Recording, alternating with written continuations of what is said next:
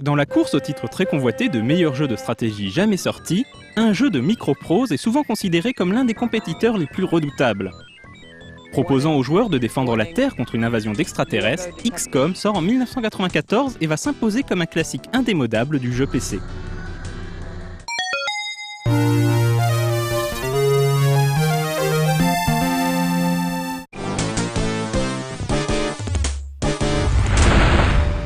Créé par les game designers britanniques Julian et Nick Gollop, XCOM, ou UFO en Amérique du Nord, reprend les combats tactiques au tour par tour d'un précédent jeu de ses designers, Laser Squad. À ce gameplay s'ajoutent des phases de gestion de base et même une part non négligeable de RPG. Ce mélange ambitieux va conférer au jeu de Gollop une durée de vie et un intérêt quasi illimité. Le jeu commence en 1999 alors que l'humanité connaît des heures sombres. Les apparitions d'ovnis et les enlèvements mystérieux se multiplient, et les Nations Unies se mettent à craindre une invasion à grande échelle d'extraterrestres belliqueux.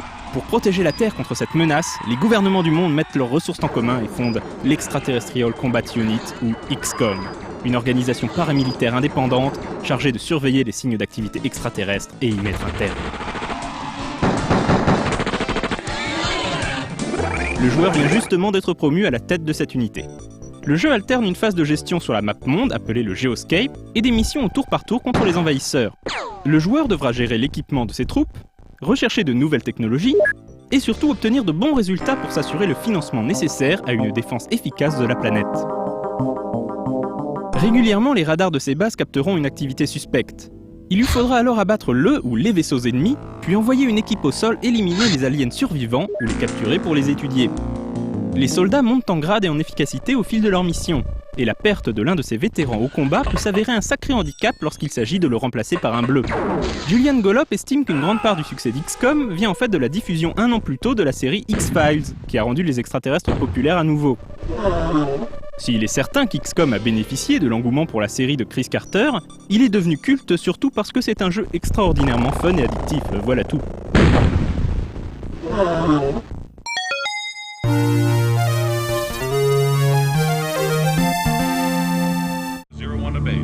Alors que le développeur Mythos Games se met au travail sur une vraie évolution du gameplay d'XCOM, Microprose décide de battre le fer tant qu'il est chaud en mettant en chantier un nouvel épisode reprenant le moteur et le gameplay de l'original. Transposant l'action dans les fonds marins, ce jeu sera XCOM Terror from the Deep. En 2040, la Terre est à nouveau menacée par des aliens, cette fois-ci venus du fond des mers. Vous l'aurez deviné, il y a du Cthulhu dans l'air, ou dans l'eau pour être plus exact. Terror from the Deep est aussi bon que l'était Enemy Unknown, pour la simple et bonne raison qu'il s'agit à peu près du même jeu. Certes, l'habillage graphique a changé et on construit désormais des sous-marins plutôt que des navettes, mais le reste est absolument identique. La principale différence vient de la difficulté plus élevée. Il s'agit donc d'une sorte d'extension pour les joueurs ayant déjà retourné le premier XCOM dans tous les sens et recherchant le même plaisir de jeu mais davantage de challenge.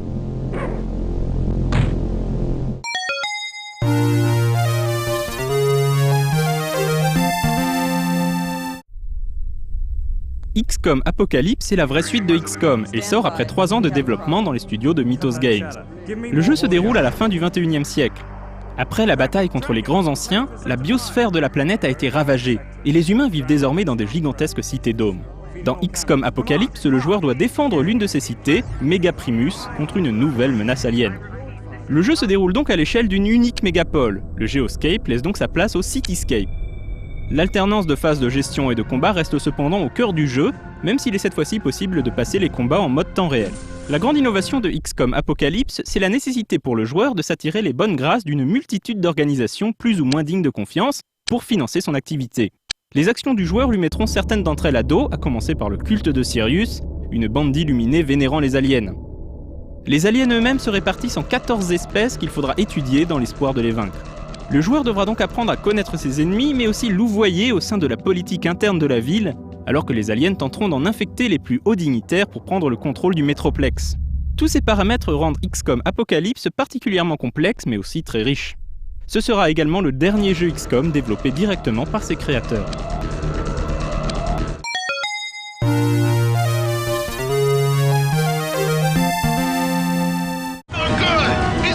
Le 4e jeu XCOM se déroule chronologiquement avant Apocalypse et se déroule dans l'espace. L'expansion de l'humanité vers les étoiles se heurte à l'opposition des Sectoïdes, les aliens du tout premier épisode, bien décidés à prendre leur revanche. Interceptor n'est pas un jeu de stratégie mais un simulateur spatial. On retrouve toutefois une dimension tactique avec gestion d'une base, recherche technologique et recrutement et formation de nouveaux pilotes. Le jeu fut assez mal accueilli par la communauté de fans, et est souvent considéré comme le vilain petit canard de la série.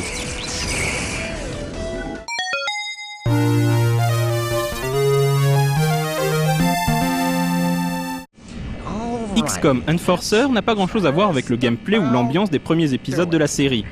Il s'agit d'un jeu d'action de type run and gun plutôt basique, quoique défoulant.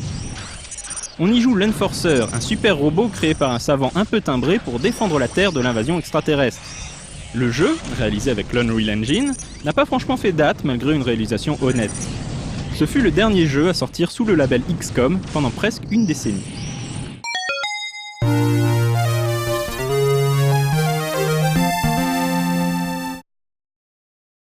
Mythos Games tentera de ressusciter le gameplay d'XCOM en commençant le développement d'un jeu au gameplay similaire nommé The Dreamland Freedom Ridge.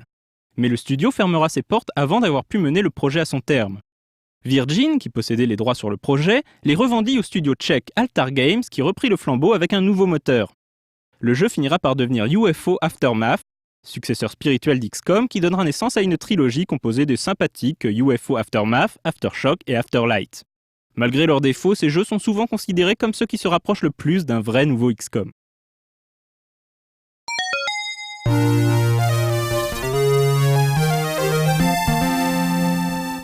La licence XCOM appartient désormais à 2K Games, qui a annoncé le développement d'un nouvel épisode par 2K Marine, les développeurs de BioShock 2.